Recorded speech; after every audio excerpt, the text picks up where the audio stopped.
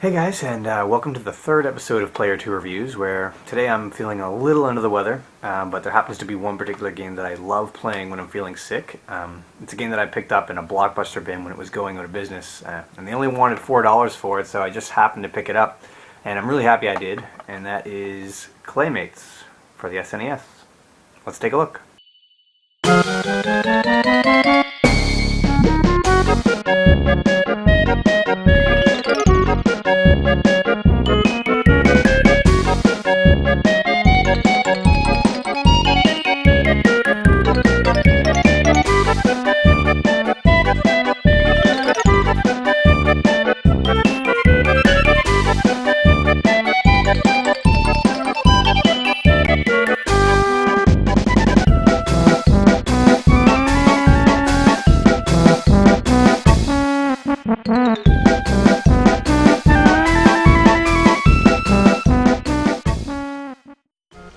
Claymates is a claymation-style platformer game published by Interplay, who are more commonly known for their other more successful Clay series, Clay Fighter.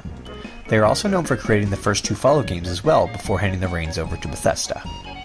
Despite being one of the lesser-known titles for Interplay, Claymates remains a charming and entertaining platformer which holds up to this very day. The story for Claymates is actually summed up in just a few lines of dialogue in the opening sequence, which boils down to your father, who's a scientist, creates a formula that allows people to transform into animals, and upon completion of this formula, a seemingly random and generic-looking witch doctor shows up, kidnaps him, and transforms the main character Clayton into a clay ball, and now he has to venture out to save his father. Although the story is pretty lame, it is relatively meaningless, as the reason you're playing isn't for some grand tale, but rather the amazing platforming fun to follow. The gameplay is the real highlight of Claymates. Any good platformer starts with responsive and accurate controls, and Claymates covers this perfectly. Your character has the ability to transform into 5 different animals, each with their own special abilities and control. When you play, you have to take this into account because, for example, when you are a mouse, your controls are a little floaty and extremely fast, and takes a little time to adjust to. But changing into these forms and learning how to capitalize off them is both extremely fun and integral to completing the game. Your clay ball form controls very easily, but is slow and has a very limited attack range and jump distance. The mouse, which is the first transformation you run into, provides Clayton with the ability to move extremely fast, jump higher, and bark at enemies as a more ranged attack. The cat, unlike the mouse, moves a little slow and loses the ranged attack ability, but provides Clayton with the ability to climb up some walls and trees, which often lead to some of the best hidden rewards and secrets within the levels. You also have the ability to transform into a gopher, bird, and fish, each with their own pros and cons which you will run into throughout the entire game. It's also important to note that while in animal form, Clayton can be hit twice before dying, and if you collect a second transformation ball, you will be provided with a third hit and an added ranged attack as well. To break up the platforming, there is also a small puzzle section in between each level, which are never very hard but adds a little something that you wouldn't normally expect from a 16-bit platforming game. The game also throws in some really neat bonus stages, a ton of hidden secrets, and endless collectible items, all of which add to an already great experience.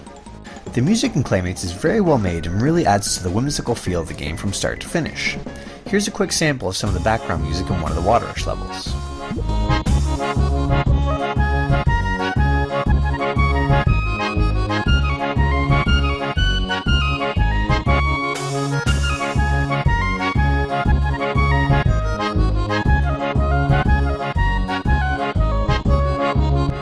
They did a really good job making sure that every tune was catchy, and they will definitely stay with you long after playing. Much like the music, the sound effects match up perfectly, and whether it's your mouse form barking, collecting gems, or even the popping sound of your clay form transforming, the effects always hit their mark. The graphics and style of the game really stand out with the claymation aesthetic they chose to go with. And despite the highly detailed animation, the game suffers no slowdown due to the use of Blaze processing, which is stated on the box cover as an obvious jab at Sega's famous blast processing marketing ploy during the 16-bit war of the 1990s. All in all, Claymates is a great-looking side-scrolling platformer on the SNES that has always been left in the shadow of the more popular 16-bit clay game, Clay Fighter. So if you are a fan of 16-bit platformers and want something a little different that combines a lot of the more mainstream platformer innovations, then check this game out. You will likely fall in love with it and be shocked that you missed it back in the golden days.